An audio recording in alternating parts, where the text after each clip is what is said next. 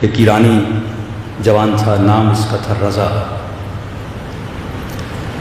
اتنا بے ادب تھا، کہتے جب غصہ آتا تھا تو میں کبھی اپنی ماں پر بھی ہاتھ اٹھاتا تھا۔ اب ماں باپ آپ کو پتہ بچوں کو ہدایت کرتے ہیں، آج زمانہ بہت بگڑ چکا ہے، نگاہیں آلودہ، کان آلودہ، کردار آلودہ۔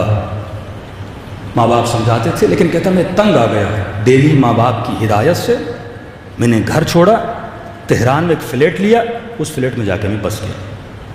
اب ڈیلی بیسس پہ ایران میں ٹیکسی چلانا بڑا عام ہے، ضروری نہیں کہ آپ کے پاس پیلی ٹیکسی ہو، آپ کوئی بھی ٹیکسی ہو روڈ پہ چلائیں، لوگ کو اٹھائے، مسافر کشی کریں، اچھی کمائی ہے اس چیز کی۔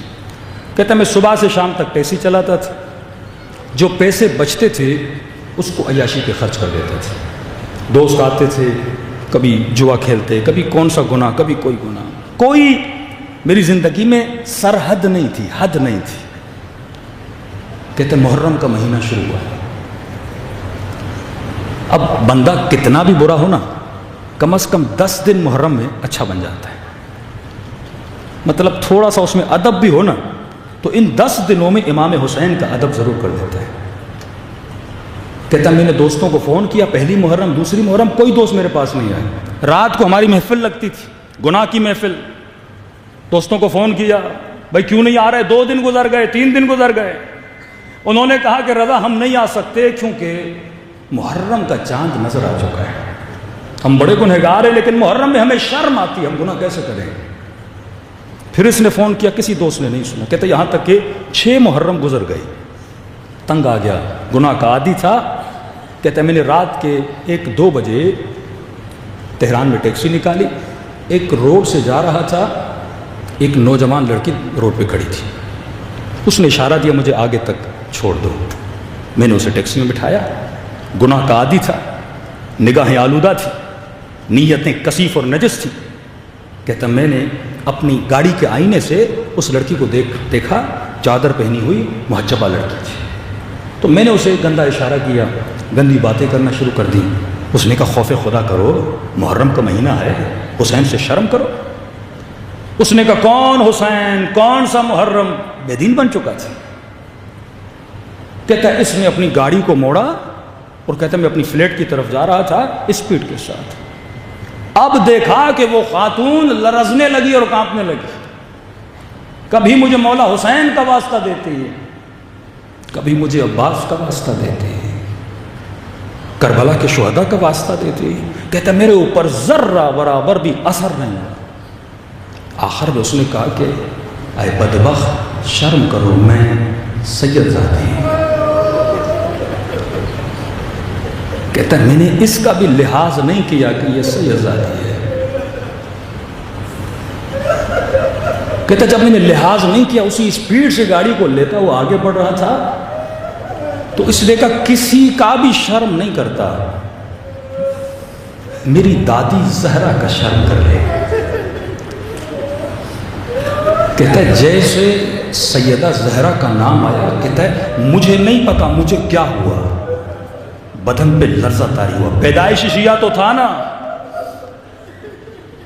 کہتا میں نے اسے کہا بتا کہاں چھوڑنا ہے؟ اس نے کہا میں امام بارگاہ جا رہی تھی مجلس پہ، تجھے بی بی کا واسطہ مجھے مجلس پہ اتار دے۔ کہتا میں نے جا کے گاڑی روکی اس محلے میں، وہ اتری، اترنے کے بعد فرنٹ سیٹ پہ جو شیشہ تھا اس کے سامنے آ کے کھڑی ہو گئی اور مجھے کہا کہ تیرا بہت شکریہ، میں مجلس میں جا رہی ہوں، تجھے دعا دوں گی کیونکہ تو نے میری دادی زہرا کا احترام کیا، تو نے میری دادی زہرا کا ادب کیا، جیسے میں نے دادی کا نام لیا تو نے فوراً آ کے مجھے اتار دیا۔ کہتا میں خاموش کھڑا تھا، وہ مجلس میں چلی گئی۔ جب میں نے غور کیا یہ تو میرا ہی محلہ ہے، کئی مہینوں سے اپنے ماں باپ کے پاس نہیں گیا۔ کہتا فوراً میں نے گاڑی پارک کی۔ اب دیکھیے بندہ جب ادب کا مظاہرہ کرتا ہے نا، اب آہستہ آہستہ اہل بیت سے ہدایت کیسے دیتے ہیں، آہستہ آہستہ اسے اپنے قریب کیسے لے کر آتے ہیں۔ کہتا جیسے میں گاڑی سے اترا میں اپنے گھر گیا، گھر کے اندر جا کر بیٹھ گیا۔ محرم کا مہینہ تھا، نہ والدہ گھر میں تھی نہ بابا گھر میں تھے۔ اتنے میں نے ٹی وی کھولی، کہتے ہیں مولانا جب ٹی وی کھولی تو اتفاق سے ٹی وی پر بین الحرمین کو دکھایا جا رہا تھا، کبھی عباس کا روزہ، کبھی امام حسین کا روزہ دکھایا جا رہا تھا، اور ذاکر امام حسین کے مسائل پڑھ رہے تھے کہ حسین اتنے غریب تھے کہ اس کی 4 سالہ بچی کو تماچے مارے گئے، شیعوں کا امام اتنا غریب تھا کہ اس کے جنازے پہ گھوڑے اڑائے گئے۔ کہتا جب میں نے مصائب سننا شروع کیے نا تو میں نے رونا شروع کیا، پھر میں نے چینل بدلا تو اچانک میں نے کیا دیکھا، جنت البقیع دکھایا جا رہا ہے، اور ذاکر سیدہ زہرا کے مسائل پڑھ رہا ہے کہ حسین کی اماں اتنی مظلومہ تھی کہ ان کی پسلیوں کو توڑ دیا گیا۔ کہتا میری کیفیت بدل گئی، کئی سالوں کے بعد مصائب سن رہا تھا، یہ مجلس حسین 1000 سالوں کا سفر لمحوں میں طے کرواتی ہے۔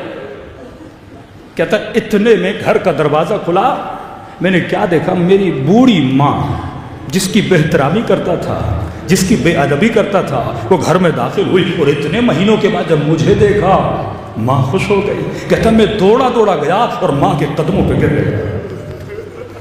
کہتا میری ماں نے بڑے پیار بھرے ہاتھوں سے میرے سر کو بلند کیا، جب میری آنکھوں میں آنسو دیکھے نا کہنے لگی رضا تو وہ نہیں ہے جو گھر چھوڑ کے گیا تھا، تو بدل گیا ہے، کیا ہوا ہے تجھے؟ کہنے لگا اماں کہاں سے آ رہی ہو؟ کہا حسین کی مجلس سے آ رہی ہوں۔ کہا مگر زحمت نہ ہو مجھے حسین کی مجلس میں لے کر جاؤ گے؟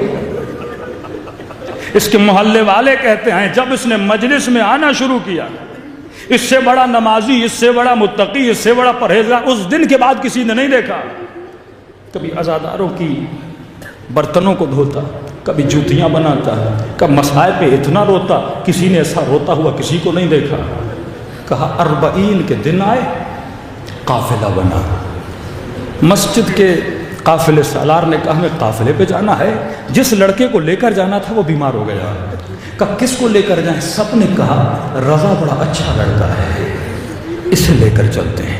اسے کہا تم کوئی پیسے نہ دو، لوگ کہتے تو ہمارے ساتھ چلو۔ کہتا ہے جیسے میں کربلا پہنچانا، کہتا ہے مولا حسین مجھے پتا ہوتا اتنے کریم ہیں، اتنے جلدی راضی ہو جاتے ہیں مولا، میں کب کا آپ کے دروازے پہ آ جاتا۔ کہتا ہے قافلہ واپس آیا، میں نے شکر خدا ادا کیا، اتنے میں قافلہ حج پہ جانے والا تھا۔ اس قافلے سالار نے بھی بولا کہ رضا تو ہمارے ساتھ چل، ظاہر بڑے خوش ہوتے جب تو ساتھ ہوتا ہے۔ کہتا ہے چند مہینوں میں حسین کی قبر کی زیارت بھی ہو گئی، لیکن جب جنت البقیع پہنچا کہتا ہے گھٹنوں کے بل زہرا کی قبر کے سامنے کھڑا ہو گیا، کہنے لگا بی بی میں بہت برا تھا، مجھے نہیں پتا یہ گھر اتنی جلدی لوگوں کو حر بنا دیتا ہے، اتنی جلدی خطاؤں کو معاف کر دیتا ہے۔ کہتے ہیں حج سے واپس آیا، تہران کا بہت متقی ایک تاجر تھا، وہ میرے والد سے ملا، اس نے کہا کہ میں کئی دنوں سے دیکھ رہا ہوں اس محلے میں آپ کے بیٹے سے بڑا کوئی متقی نہیں ہے، اگر آپ راضی ہوں میں چاہتا ہوں اپنی بیٹی کی شادی اس جوان سے کراؤں۔ کہتا قبلہ میں اپنے بیٹے کی گارنٹی نہیں لیتا، چند مہینے ہوئے نیک ہوا ہے، جا کے اس سے آپ خود بات کریں۔ یہ بوڑھا آتا ہے کہتا ہے رضا میں تجھے کئی مہینوں سے دیکھ رہا ہوں تو نیک بن گیا ہے، لیکن ایک شرط پہ اپنی بیٹی دوں گا، آج کے بعد حسین کا دامن نہ چھوڑنا۔ کہتا ہے قبلہ اللہ موت دے اگر میں دامن حسین کو چھوڑوں، میں نے تو ان کو پہچانا بھی نہیں تھا، کہ کل آ جا بیٹی کا رشتہ لینے۔ رضا فیملی کے ساتھ رشتہ لینے، ایران میں رسم ہے جس بچی کا رشتہ لینے جاتے ہیں وہ بچی چائے لے کر آتی ہے، کہتے ہیں بڑے ادب و حیا سے بیٹھا تھا، یہ لڑکی جب چائے لے کر آتی ہے، یہ چائے کا کپ اٹھاتا ہے، اس لڑکی کی نگاہ جب اس کے چہرے پہ پڑتی ہے بے ہوش ہو کے گر جاتی ہے۔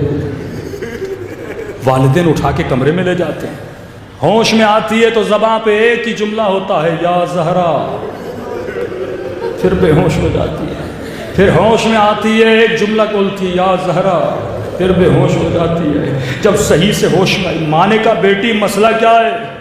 کہ اماں خدا کی قسم کل خواب میں سیدہ فاطمہ کو دیکھا تھا. اماں کل میں نے حسین کی دکھیاری ماں کو خواب میں دیکھا تھا اور خدا کی قسم بی بی نے اسی جواں کی تصویر دکھائی تھی اور کہا تھا کل یہ تیرے رشتے کے لیے آ رہے, جواب نہ دینا, اس نے میری بیٹی کا احترام کیا تھا, تو اس کا احترام کرتا. کیا گزری ہوگی مولا حسن پہ جب کسی بند گلی میں کسی لعین حسن کی ماں کو مارا.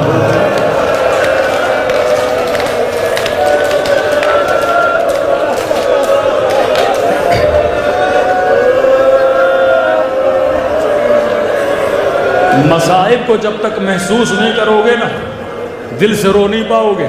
یہ راتیں رونے کی راتیں ہیں.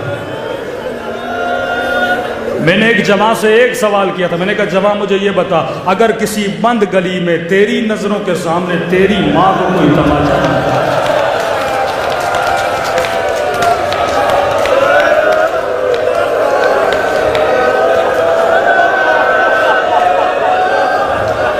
کہ مولانا اللہ وہ دن میری زندگی میں نہ لائے. میں نے کہا یہی غم تھا اہل بیت علیہ الصلوۃ والسلام کو, پوری زندگی مولا حسن اسی بات پہ روتے رہے. 40 سال مولا زین العابدین روتے رہے.